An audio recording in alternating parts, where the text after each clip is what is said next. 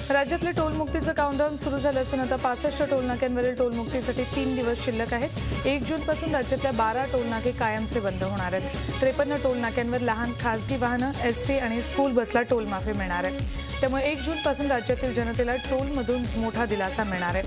53 टोलनाक्यांवर जड व्यावसायिक वाहनांना मात्र टोल कायम असणार आहे। पुण्यातील शिक्षण प्रसारक मंडईतील गैरकारभारावर मुख्यमंत्री देवेंद्र फडणवीस यांनी चिंता व्यक्त केली। शिक्षण प्रसारक मंडईतील गैरकारभार गंभीर असल्याचं मुख्यमंत्र्यांनी म्हटलंय। मात्र शिक्षण प्रसारक मंडईच्या चौकशीसंदर्भात कोणताही प्रस्ताव शिक्षण खात्याकडून आला नसल्याची माहिती फडणवीस यांनी दिली। शिक्षण विभागाकडून मात्र असा प्रस्तावच आला नसल्याची धक्कादायक माहिती खुद्द मुख्यमंत्र्यांनी दिली।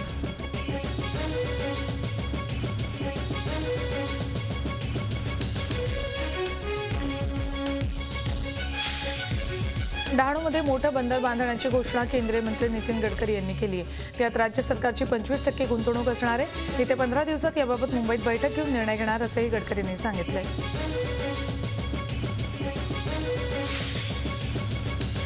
लष्करी जवानांसाठी 1 रँक 1 पेन्शन योजना सुरू होणारच अशी ग्वाही संरक्षण मंत्री मनोहर पर्रिकर यांनी दिली आहे। संरक्षण मंत्रिपदाचा कारभार हाती घेतल्यापासून सैनिकांसाठी अनेक गोष्टी करण्यास सुरुवात केल्याचं पर्रिकर म्हणाले।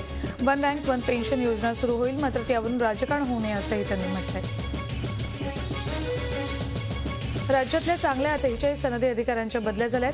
चांगल्या अधिकाऱ्यांना कुणाच्या दबावानं वेळेच्या आत बदलण्यात आलं तर काही अधिकाऱ्यांच्या 6 महिन्यात 2दा ते 3दा बदल्या झाल्यात असा सवालही मुंडेंनी केला। दिवसेंदिवस वाढत असलेल्या लाचखोरीच्या प्रकरणांना अंकुश लावण्यासाठी लाचलुचपत प्रतिबंधक विभागालाही जोमानं काम करावं लागतंय। गेल्या 2 वर्षांपासून तसा प्रयत्न सुरू आहे। गेल्या 2 वर्षात लाचलुचपत प्रतिबंधक विभागानं केलेल्या कारवाईत 17% वाढ झाली आहे। तसंच महाराष्ट्र सदन घोटाळा, सिंचन घोटाळाच्या विविध प्रकरणात एकूण 28 आजी-माजी मंत्र्यांना चौकशीसाठी नोटिसा पाठवण्यात आल्यात। तर 17 असंपत्तीची आणि 6 भ्रष्टाचाराच्या प्रकरणात कारवाई करण्यात आली। राज्यातलं कोणतं खातं किती भ्रष्टाचारी आहे, या खात्यात किती लाचखोर अधिकारी आहेत, हे लाचलुचपत प्रतिबंधक विभागानं केलेल्या कारवाईत समोर आलंय। सर्वात महत्त्वाचं खातं महसूल खातं। या खात्यातील अधिकाऱ्यांनी लाचखोरीत पहिला क्रमांक पटकावलाय, कारण एसीबीनं अवघ्या 5 महिन्यात 152 लाचखोर अधिकाऱ्यांना लाच घेताना रंगेहात पकडले। तर मुख्यमंत्री देवेंद्र फडणवीस यांच्याकडे असलेल्या गृह खात्यातील अधिकारी आणि पोलिसांनी लाचखोरीत दुसरा क्रमांक पटकावलाय। फक्त राज्यातून नव्हे तर लाचलुचपत विभागाने केलेल्या कामाचं कौतुक जगभरातून होत आहे। लाचलुचपत प्रतिबंधक विभाग करत असलेल्या कामगिरीमुळे अनिवासी भारतीयांनी राज्यात पुन्हा येऊन काम करण्यास आणि उद्योगधंदे सुरू करण्याची इच्छा व्यक्त केली आहे। महाराष्ट्र लाचलुचपत प्रतिबंधक विभागानं 14 ऑगस्ट 2014 रोजी www.facebook.com/महाराष्ट्र-ACB हे फेसबुक पेज सुरू केलं होतं। या पेजला 24 मे पर्यंत 23,589 लाईक्स मिळाले। मोबाईल ॲपवरूनही आता एसीबीकडे तक्रार करता येणार आहे। त्यासाठी एसीबीने स्वतःचं एक ॲप्लिकेशन सुरू केलंय। मोबाईल ॲपवरून लाचलुचपत प्रतिबंधक विभागाकडे तक्रार करण्यात मुंबईकर पहिले ठरलेत, तर चंद्रपुरातल्या नागरिकांनं यात दुसरा क्रमांक पटकावलाय। पुणेकर यात 3ऱ्या क्रमांकावर आहेत। 29 मे रोजी पश्चिम रेल्वेच्या लोकलच्या महिला डब्यात सीसीटीव्ही कॅमेरे लावले जाणार आहेत। प्रायोगिक तत्वावर 3 लोकल गाड्यांच्या महिला डब्यात सीसीटीव्ही लावले जातील। प्रत्येक डब्यात 4 ते 8 सीसीटीव्ही कॅमेरे असणार आहेत। कुठल्याही दरवाजातून प्रवेश करणारी व्यक्ती सीसीटीव्हीच्या नजरेत असेल, अशा पद्धतीने हे कॅमेरे बसवण्यात येतील।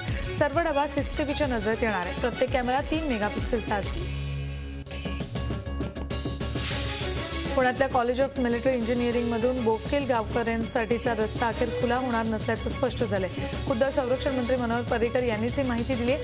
मात्र पर्यायी रस्त्यासाठी सहकार्य केलं जाईल अशी भूमिका संरक्षण खात्यानं घेतली आहे। या संदर्भात जिल्हाधिकारी आणि संरक्षण विभागाच्या अधिकाऱ्यांची बैठक होणार आहे। मुंबई बाहेरील राज्य सरकारची कॅबिनेटची पहिली बैठक कोकणात होणार असून त्यात कोकणच्या पुढील 5 वर्षांचा विकास आराखडा मांडण्यात येणार असल्याची घोषणा मुख्यमंत्र्यांनी चिपळूण तालुक्यातल्या मार्गताम्हाणे येथे केली। मार्गताम्हाणे गावातल्या पद्मावती मंदिराच्या जीर्णोद्धार कार्यक्रमासाठी आले असता ते बोलत होते। बॉलिवूडचा हिमॅन अभिनेता धर्मेंद्र यांची प्रकृती बिघडल्यानं मुंबईच्या ब्रिच कँडी हॉस्पिटलमध्ये त्यांना दाखल करण्यात आले। पोटाच्या दुखण्यामुळे धर्मेंद्र यांना बुधवारी हॉस्पिटलमध्ये दाखल करण्यात आलं। ब्रिच कँडी हॉस्पिटलच्या रूम नंबर 411 मध्ये त्यांना ठेवण्यात आले। त्यांच्यावर एंडोस्कोपी करण्यात आल्याची माहिती मिळाली। सलमान खानच्या हिट अँड रन प्रकरणी राज्य सरकारकडे कोणतीही कागदपत्र नसल्याचं स्पष्ट झालंय। 2002 साली घडलेल्या या प्रकरणात सलमानला सत्र न्यायालयाने शिक्षा सुनावली असली तरी या 13 वर्षातल्या न्यायालयीन लढाईचा कोणताही दस्तावेज मंत्रालयात नाही। 2012 साली मंत्रालयाला लागलेल्या आगीत ही फाईल जळून खाक झाल्याचं उघड झालंय। मनसूर दरवेश यांनी माहिती अधिकारांतर्गत सलमान खान प्रकरणी माहिती मागितली होती। बॉलिवूडचे शहंशाह अमिताभ बच्चन सध्या वादात सापडलेत। बिग बींना फेसबुकवर कविता टाकणं महागात पडण्याची शक्यता आहे। बच्चन यांच्या फॉलोअरनं एक कविता पोस्ट केली। अमिताभ यांनी हीच कविता आपल्या ऑफिशियल पेजवर शेअर केली। या कवितेला तब्बल 20 लाखांपेक्षा जास्त फॉलोअर्सनी लाईक केलंय। ही कविता हरियाणातले लोककलाकार डॉक्टर जगबीर राठी यांनी आपली असल्याचा दावा केलाय। नागपुरात पोलिसांनी केलेल्या आजवरच्या सर्वात मोठ्या कारवाईत तब्बल 102 शस्त्र जप्त करण्यात आली। मोमिनपुरा भागात झालेल्या या कारवाईत मोहम्मद नईम खान नावाच्या व्यक्तीला अटक करण्यात आली आहे। ही सर्व शस्त्र मुंबईहून नागपूरला आणली गेल्याचंही निष्पन्न झालंय। त्यामुळे यामागे एक मोठं रॅकेट असल्याची शक्यता बळावली आहे। नागपूरमध्ये वाढत असलेल्या गुन्हेगारीच्या पार्श्वभूमीवर या कारवाईला महत्त्व प्राप्त झालंय। पुणे जिल्ह्यातल्या कुख्यात गुंड प्रकाश उर्फ आप्पा लोंढे याचा खून झाला। उरळी कांचन इथे अज्ञात हल्लेखोरांनी गोळ्या घालून आणि धारदार शस्त्राने वार करून खून केला। काल पहाटे 5:30 ते 6च्या सुमाराला ही घटना घडली। आप्पा लोंढे हा सकाळी फिरायला गेला असताना अज्ञात हल्लेखोरांनी हल्ला केला। हल्ला केल्यानंतर हल्लेखोर पसार झाले। जमीन, वाळू किंवा पूर्व वैमनस्यातून आप्पा लोंढेचा खून झाल्याचं वर्तवण्यात येतं। रत्नागिरी जिल्ह्यात साळींदराची शिकार जीवावर बेतली आहे, कारण साळींदर पकडण्यासाठी बिळात घुसलेल्या तिघांचा गुदमरून मृत्यू झालाय। फुणगुस खांबेवाडीमध्ये ही घटना घडली।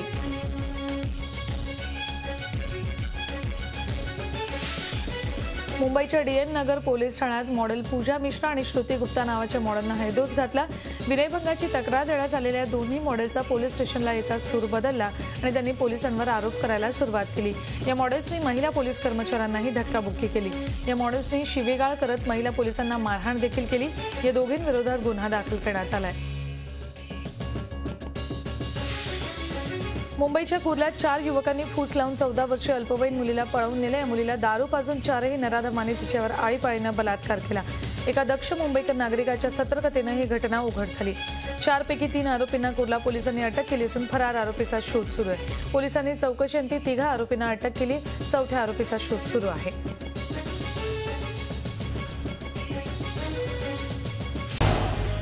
झी 24 तास रहा एक पाऊल पुढे।